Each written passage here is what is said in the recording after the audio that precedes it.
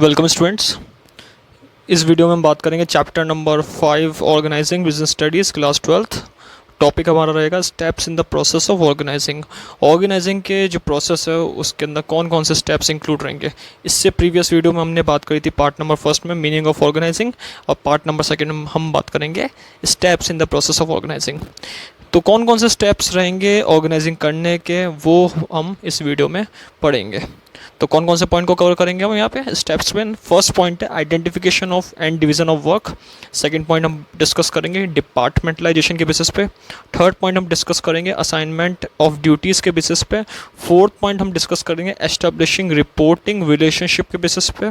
इन 4 point के basis पे हम बात करेंगे कि ऑर्गेनाइजेशन का अंदर जो प्रोसेस है उसके क्या क्या स्टेप्स इंक्लूडेड रहेंगे। तो वीडियो को स्टार्ट करते हैं और यहाँ पे टॉपिक को कवर करते हैं। सबसे पहला पॉइंट यहाँ पे बात करी जाएगी identification and division of work. सबसे पहले बात करते हैं प्रोसेस ऑफ ऑर्गेनाइजिंग का। फर्स्ट पॉइंट ये क्यों है, ऑर्गेनाइजिंग यानी एग्जीक्यूट करना किसी भी वर्क को according to as per as manager, और उसके द्वारा मैनेजर के द्वारा जो आइडेंटिफिकेशन करना बहुत ज़रूरी है किसी भी वर्क को। आइडेंटिफिकेशन मतलब पता लगाना कि वर्क का नेचर किस तरीके का है और उस वर्क को किस तरीके से डिवाइड कर सकते हैं according to capability and ability of work. जो जिस काबिल पर्सन है उस व्यक्ति को वो वर्क अलॉट करता है, प्रोवाइड कराता है, कौन, मैनेजर। तो यहाँ पे फर्स्ट पॉइंट क्या आएगा, आइडेंटिफिकेशन मतलब वर्क का नेचर पता लगाना, और फिर वर्क को बांटना यानी कि जिससे वो वर्क इजीली कंप्लीट हो जाए। तो पहला पॉइंट आएगा it involve identifying and dividing the work that has to be done in accordance with predetermined plan. जो हमने पहले प्लानिंग करी है उस प्री डिटरमाइंड प्लान के अकॉर्डिंग वर्क को पहले आइडेंटिफाई करना और वर्क को डिवाइड करके एम्प्लॉयज़ के अंदर डिस्ट्रीब्यूट करना according to their capacity. B point बता रखा है the work is divided to manageable activities so that duplication can be avoided. सबसे बड़ी बात बता रखी है कि वर्क आइडेंटिफाई करके जो जिस काबिल होता है व्यक्ति उस पर्सन को वो वर्क प्रोवाइड करा जाता है। एज एग्जाम्पल अकॉर्डिंग टू जैसे अकाउंटिंग का वर्क है तो अकाउंटिंग का वर्क किसको दिया जाएगा, अकाउंटेंट को। परचेज का वर्क परचेज मैनेजर को दिया जाएगा।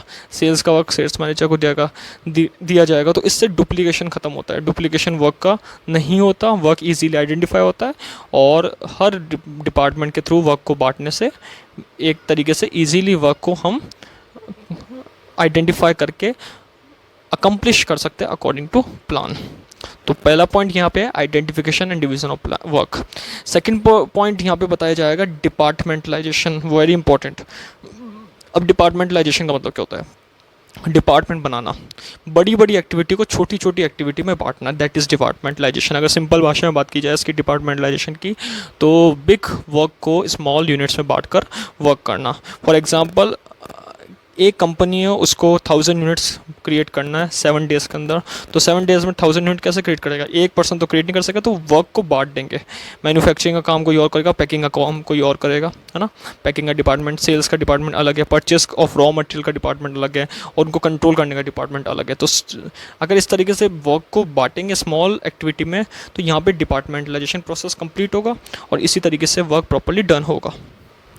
तो पहला पॉइंट इसका आएगा once work has been divided into small activity that those activity which are similar in nature are grouped together. यहाँ पे जो सिमिलर नेचर के हैं उनको एक साथ बांटा जाता है और वर्क को डिवाइड कर दिया जाता है। Departments can be create using various criteria as a basis, यानी several criteria as a basis. यहाँ पे डिपार्टमेंट जो है वो अलग अलग बांट दिया जाता है और उनकी क्राइटेरिया के बेसिस पे उनको वर्क दिया जाता है। तो that is a process of departmentalisation. Simple सी भाषा बात है, डिपार्टमेंटलाइजेशन करने का मतलब यही होता है कि डिपार्टमेंट में वर्क को बांटना। थर्ड पॉइंट हम कंसिडर करेंगे assignment of duties, very important. Assignment of duties, assignment duty मतलब किसी भी चीज़ को के अकॉर्डिंग रिस्पॉन्सिबिलिटी, उस रिस्पॉन्सिबिलिटी को असाइन करना जो उसके लिए परफॉर्म है। जैसे हमने फर्स्ट पॉइंट पढ़ा था डिवीजन ऑफ वर्क में, उसी से सिमिलर पैरेलल ये पॉइंट बनता है। Assignment of duty according to capability and ability the manager allot work to their employees. It is necessary to define the work and allocate work to various employees. ये सबसे बड़ी बात बता रखी है कि किसी वर्क को करने के लिए एम्प्लॉय का होना ज़रूरी है, क्योंकि बहुत सारा वर्क एक अकेला मैनेजर नहीं कर सकता। तो अकॉर्डिंग टू एबिलिटी एम्प्लॉय को वर्क अलोकेट कराता है manager. The work must be assigned to those who are best fitted to perform the job. जो पर्सन काबिल है उसी को वर्क दिया जाता है, जो पर्सन बेस्ट फिट हो रहा है उस वर्क के लिए उसी को वो वर्क प्रोवाइड किया जाता है। तो that is a process, assignment मतलब प्रोवाइड कराना, ड्यूटी को मतलब रिस्पॉन्सिबिलिटी को, जिससे वो वर्क को प्रॉपरली पूरा कर सके और मैनेजर अपने गोल को ईजीली अचीव कर सके। Fourth point very important, establishing reporting relationship. अब यहाँ पे रिलेशनशिप किसका होना चाहिए, वर्क का, किसके बीच में, मैनेजर एम्प्लॉय के बीच में। एम्प्लॉय को जो वर्क दिया है, एम्प्लॉय का काम है उस रिस्पॉन्सिबिलिटी को पूरा करके रिपोर्ट बना के देना और मैनेजर के साथ वर्क करना, that is the establishing reporting relationship. इस पॉइंट बताया गया each individual should no who he has to take order from and to whom he is accountable। accountable का मतलब यहाँ पे ये होता है answerable, कि किसको जिसको मैनेजर ने एम्प्लॉय को वर्क दिया तो एम्प्लॉय अकाउंटेबल आंसरेबल होगा उस वर्क के लिए, क्योंकि एम्प्लॉय को उस चीज़ की रिस्पॉन्सिबिलिटी मिली है।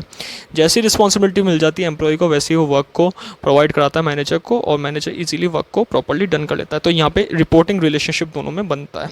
Each individual should know he has to take order from who is accountable. उस इंडिविजुअल को पता होता है, उस एम्प्लॉय को पता होता है कि मैनेजर ने जो हमें वर्क दिया है उसको पूरा करके उनकी रिपोर्ट बना के उनको प्रोवाइड करानी है। It help in coordination among various department, और एक कोऑर्डिनेशन लाने में भी हेल्प करता है। सबसे इंपॉर्टेंट बात बता रखी है, अलग अलग डिपार्टमेंट में कोऑर्डिनेशन लाता है और एज अ मैनेजर को हेल्प करता है। तो ये सबसे बड़ी बात हमने कोऑर्डिनेशन का मतलब पहले ही बता रखा है, हमने पहले भी एक वीडियो बना रखी है कोऑर्डिनेशन के बेसिस पे।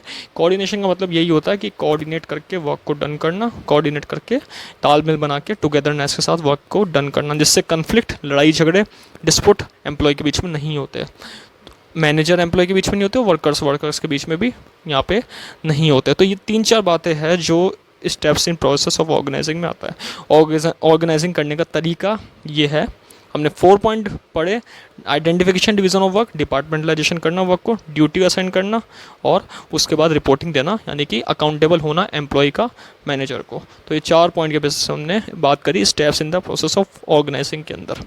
Thank you.